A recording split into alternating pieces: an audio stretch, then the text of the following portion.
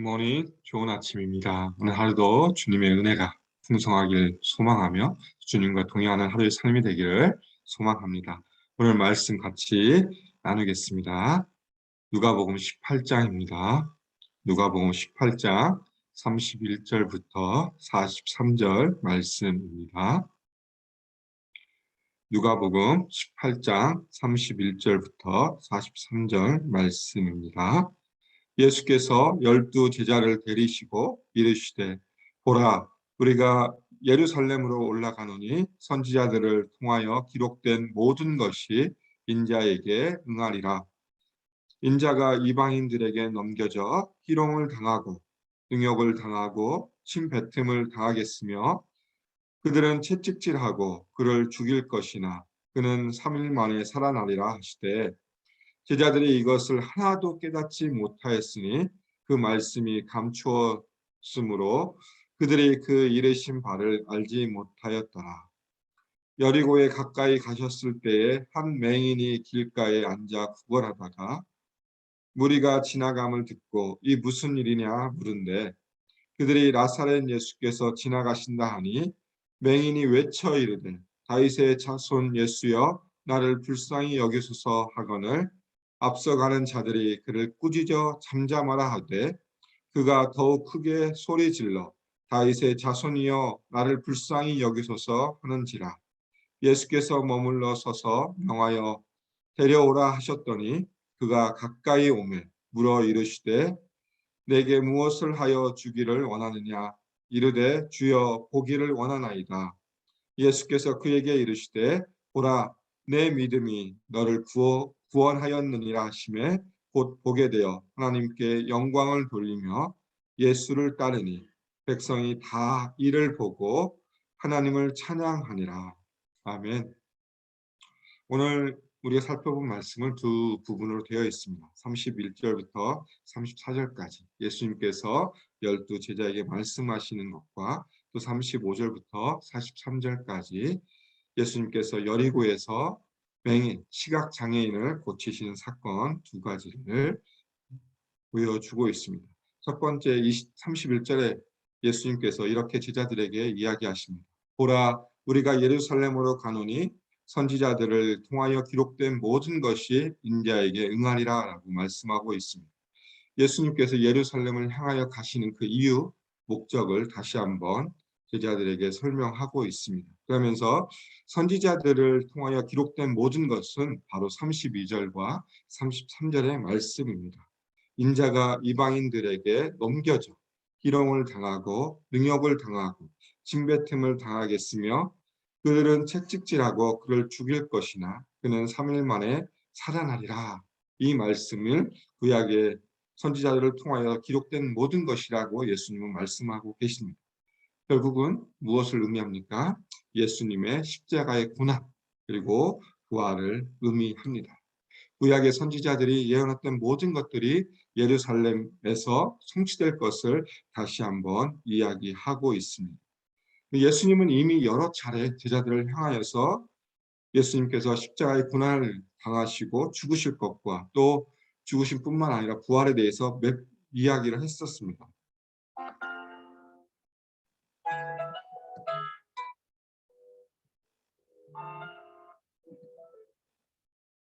죄송합니다.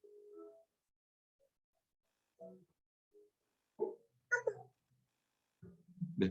예수님은 이미 9장부터 12장, 13장, 17장 네 번에 걸쳐서 예수님은 이미 제자들을 향하여서 자신이 당할 고난과 부활에 대해서 얘기를 했지만 이것에 대해서 더 자세하게 설명한 것이 오늘 본문입니다. 예수님은 본인이 고난에 관하여서 가장 상세하게 설명하고 있고요. 근데 실제적으로 그것이 이루어졌습니다. 누가복음 22장부터 시작해서 23장에 보면 예수님이 잡히신 사건을 통해서 예수님 말씀하신 이방인들에게 넘겨졌다는 것, 로마인들에게 넘겨졌고 또 희롱당하고 욕을 당하고 또 침뱉음을 당하고 채찍질 당하고 결국 마지막에 십자가에 못 박혀 죽으신다는 것을 분명하게 보여주고 있고 그것이 실행되었고 실제적으로 이루어졌습니다. 그런데 제자들의 반응은 34절에 이렇게 나타납니다. 제자들이 이것을 하나도 깨닫지 못하였으니 그 말씀이 감추었으므로 그들이 그 이르신 바를 알지 못하였더라 라고 이야기하고 있습니다. 제자들의 반응은 깨닫지 못하였다라고 분명하게 이야기하고 있습니다. 어떻게 보면 예수님이 처음에 9장에서 고난과 또 죽으심과 또 부활을 설명했을 때부터 지금까지 처음부터 제자들은 이 말씀을 깨닫지 못하고 있었습니다. 왜 그러냐면 그 의미가 여전히 감추어져 있었습니다. 이게 무슨 의미인지 예수님이 고난에 대해서 또 부활에 대해서 얘기를 하고 있지만 제자들은 그 의미를 제대로 인식하지 못하고 있었기 때문에 그렇습니다.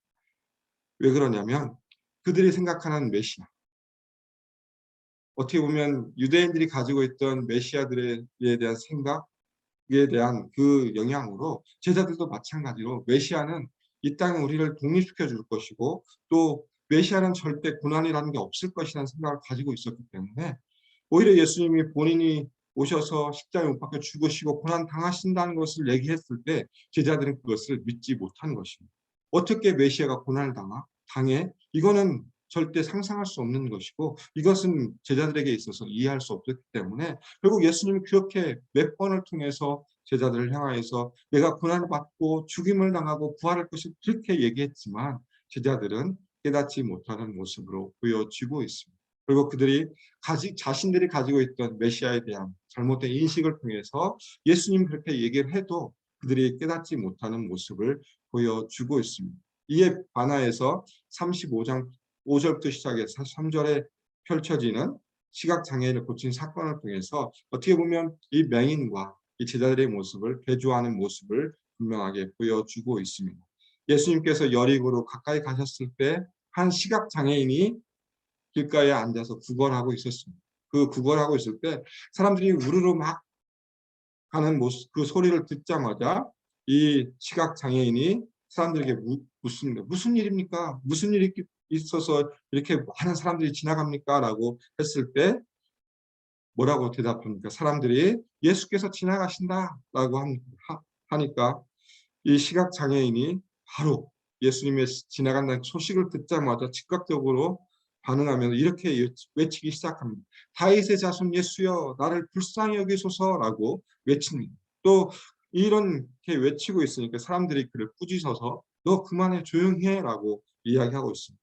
어떤 사람들은 이것을 이렇게 해석하기도 합니다. 꾸짖어 잠잠하게 하게 한 것은 이 시각장애인이 구걸하는 모습, 나를 도와달라는 걸로 오해하는 모습을 분명히 보여주고 있고 또 한편으로는 이 유대인들에게 있어서 시각장애인은 구약에 보면 죄로 인해서 주어지는 형벌로 인식을 하고 있었기 때문에 어떻게 죄인이 이 예수님을 향하여서 소리를 지를 수 있어? 너희는 잠잠해. 조용히 해. 너는 조용히 해야 돼. 라는 또 의미를 가지고 그렇게 해석할 수 있습니다.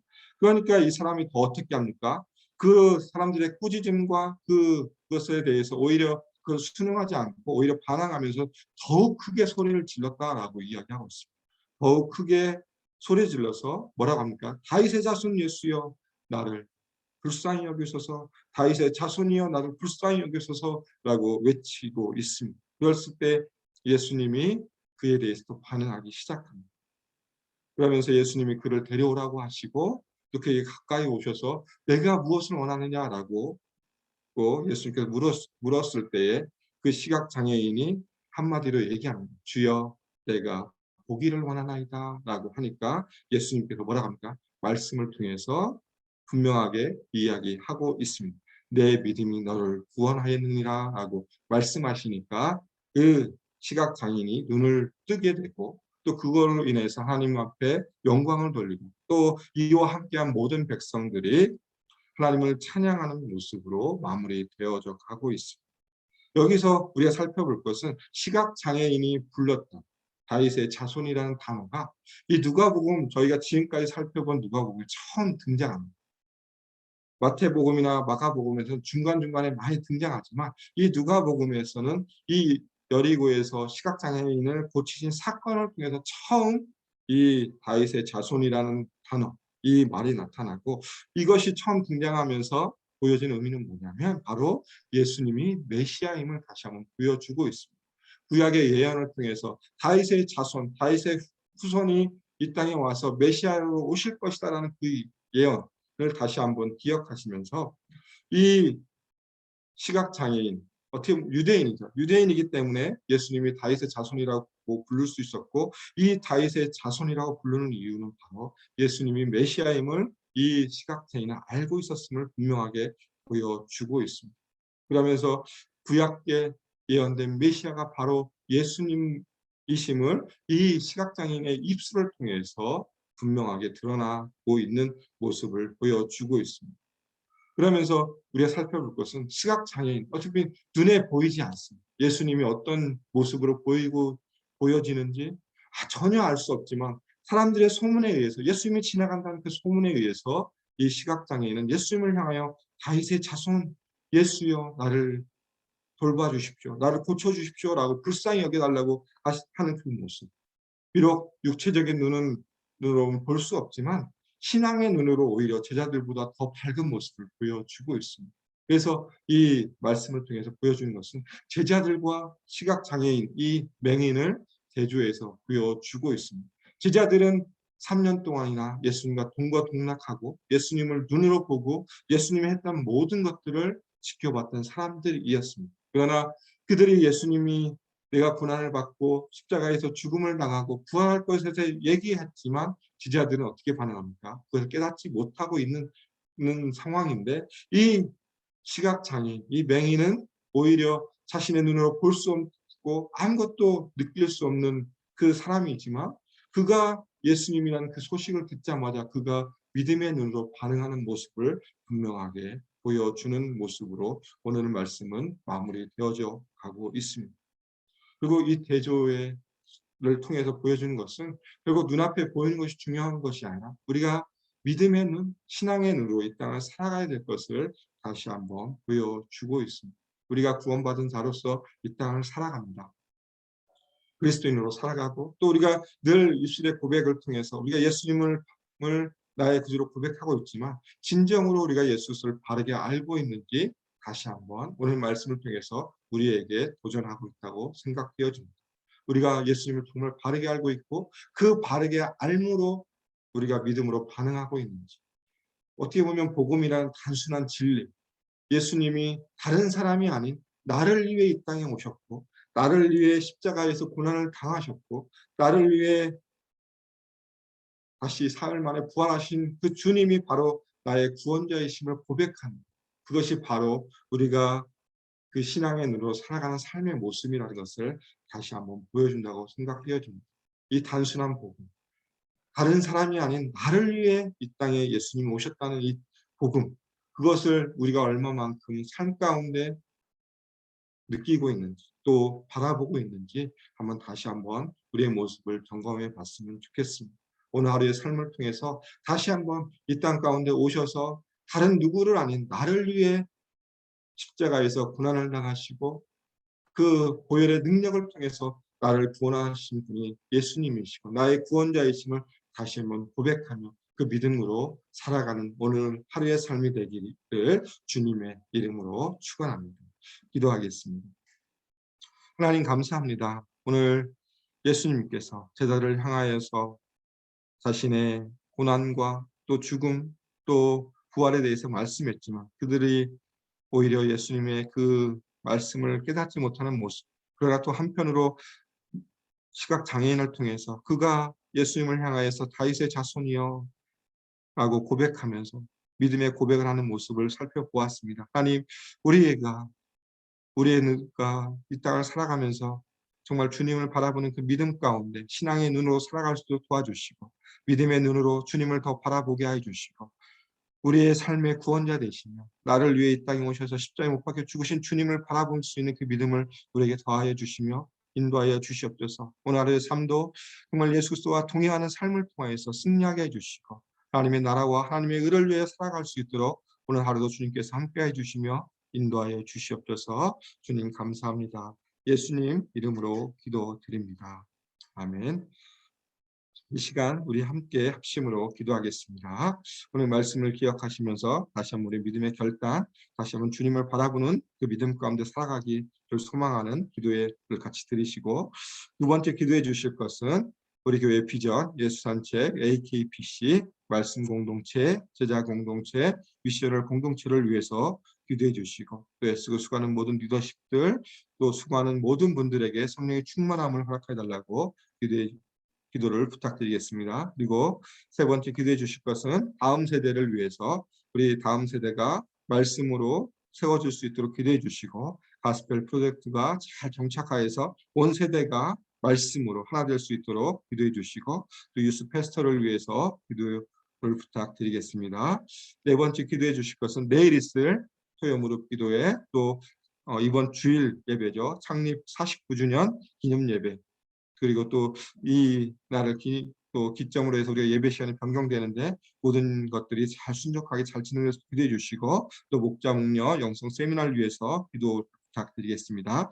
마지막으로 우리 선교사님들을 위해 기도 부탁드립니다. 탄자니아 서정호 선교사님, 또 목장에서 기도하고 후원하는 선교사님들을 위해서 기도해 주시고, 치유를 위한 기도 김상훈 집사님, 손효순 집사님, 사시 토마스 성도님, 김기현 권사님, 조현철 집사님, 또 그 이외에 또 병으로 또 투병 중인 우리 성도들을 위해 합심으로 기도하고 일상의 삶으로 나아가겠습니다. 함께 기도하겠습니다.